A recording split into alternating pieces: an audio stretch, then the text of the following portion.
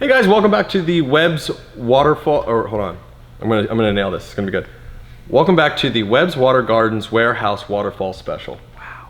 Boom.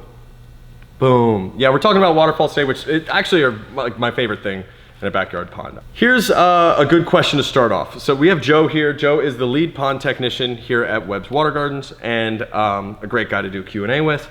Also cooks a mean brisket. But do you actually?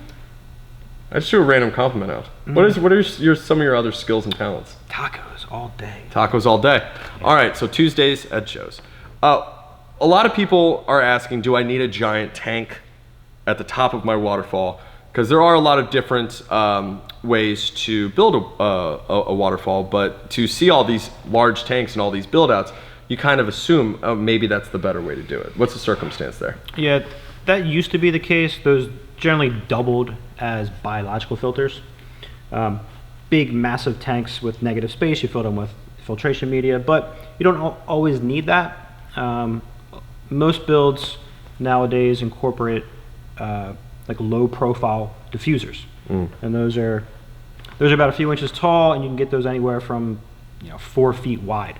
And those mainly disperse the flow nice and evenly, eliminating those big, large tanks. And obviously you don't want tubing just laying up there. That's unsightly. You'll never get that nice, clean cascade. So those diffusers, top of the waterfall, and they can tolerate tons of weight. So you can put boulders on them, thousands of pounds.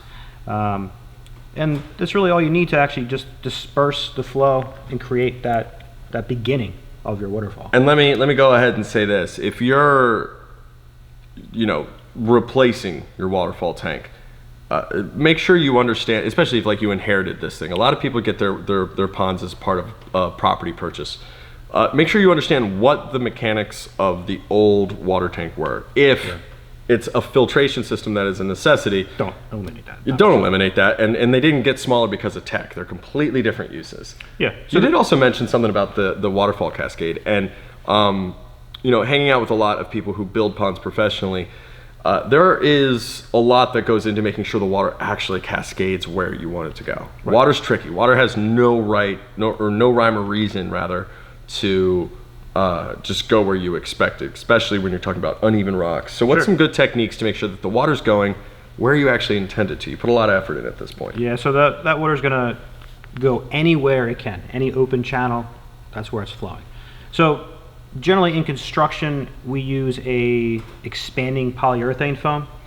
And what that does is... And that's like great stuff. Like the great stuff you'd get at Home Depot is kind of what he's talking about, but not yellow. Yeah, not yellow, it's black. Obviously, it's not fire retardant. Doesn't need to be, sure. So basically in the construction, because that water's gonna fall anywhere it can, you want it to go over the stones, over each big drop. So during construction, you'll dry stack the stones, pick them up, move them, and then you'll use this polyurethane foam and just run a bead.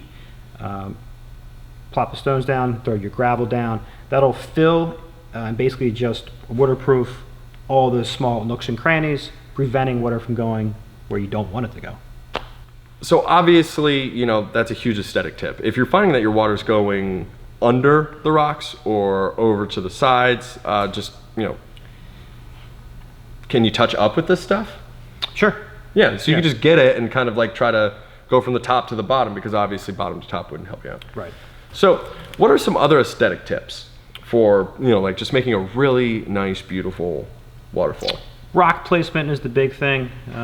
Generally right where that's beginning starts. It's good to have 1 or 2 big boulders on either side to kind of bookend it. Your eyes will visually go to that point.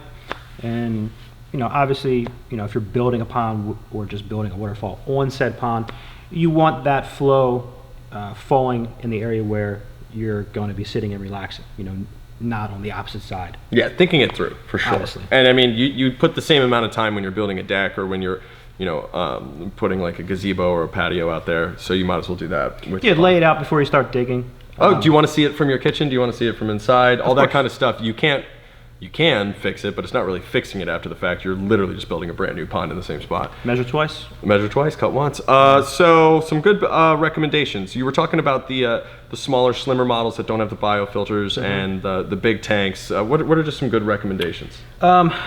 We sell Easy Pro Eco Series diffusers, super reliable. We sell some new ones from Blue Thumb. Atlantic Fast Falls are nice.